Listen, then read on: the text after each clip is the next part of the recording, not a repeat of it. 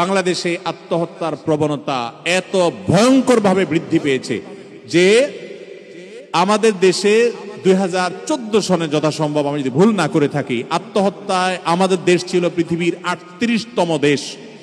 মাত্র 4 বছর পর আমাদের দেশ আত্মহত্যায় পৃথিবীর 10 নম্বর দেশে পরিণত হয়েছে। এবং করোনার সময়টাতে শত শত বিশ্ববিদ্যালয় শিক্ষার্থীরা আত্মহত্যা করেছে। আত্মহত্যার প্রবণতা কোন জায়গায় বেড়ে যাওয়া ওই জায়গার মানুষের ঈমান দুর্বল হওয়ার লক্ষণ। কারণ কেউ যদি বিশ্বাস করে যে আল্লাহই আমার সকল সমস্যার সমাধানকারী, সে কখনো আত্মহত্যা করতে পারে না। আত্মহত্যা করার মানে হলো সে আল্লাহর প্রতি আস্থা কমে যাওয়া, তার সমস্যা, তার ঋণ আল্লাহ সমাধান করতে পারেন না, এরকম নাউজুবিল্লাহ, এরকম যখন মনের অবস্থা তৈরি হয় তখন সে আত্মহত্যা করে। আর ইমানদার কখনো নিরাশ হতে পারে না। ওয়ালা ইয়াইআস মির রাউহিল্লাহি ইল্লাল কওমুল কাফিরুন, আল্লাহর রহমত থেকে কাফির ছাড়া কেউ নিরাশ হতে পারে না। ইমানদার সবসময় ভরসা করবে কার প্রতি? দেয়ালে পিঠ থেকে গেছে, সে বলবে শেষ নাকের ডগা নিঃশ্বাস থাকা পর্যন্ত আল্লাহর কুদরত আমি পেতে পারি, অপেক্ষা থাকবো। ইমানদার নিরাশ হতে পারে না। এই জন্য আত্মহত্যাকারীকে নবী সাল্লাল্লাহু আলাইহি ওয়াসাল্লাম বলেছেন সে জাহান্নামে যাবে।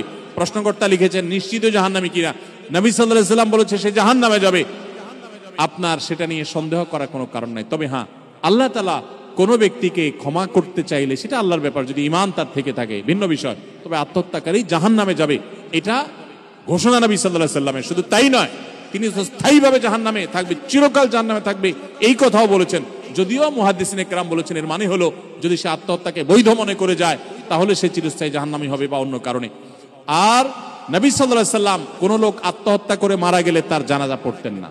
সাহাবীদেরকে অন্যদেরকে বলতেন তোমরা পড়ো, তিনি পড়তেন না, যাতে করে মানুষ আত্মহত্যা না করে। এজন্য খবরদার, আমাদের সমাজে অনেকের কাছে এটা একটা ফ্যাশনে পরিণত হয়েছে। আজকাল তো লাইভে এসে আত্মহত্যা করে না, মানে আত্মহত্যাটাকে এনজয় করে নাকি, যে লাইভে এসে আত্মহত্যা করে। অনেকে আবার কালিমা পড়তে পড়তে আত্মহত্যা করে। কালিমা পড়তে পড়তে আত্মহত্যা করা, এটা হলো বিসমিল্লাহ বলে মদ খাওয়ার মতো। আপনি খাচ্ছেন মদ, হারাম কাজ, আবার বলতেছেন বিসমিল্লাহ। কোন মদখোর নাকি মদ খাওয়ার আগ দিয়া তার মোচ অনেক লম্বা ছিল, মোচটা উঠাই ধরে খাচ্ছে। আরেকজন বলে এত কষ্ট করে খাচ্ছ কেন? বলে যে মোচে কোনো কিছু খাওয়ার সময় লেগে গেলে মাকরু হয়। খাচ্ছে কি? মদ। চিন্তা করতেছে কিসের? মাকরুর।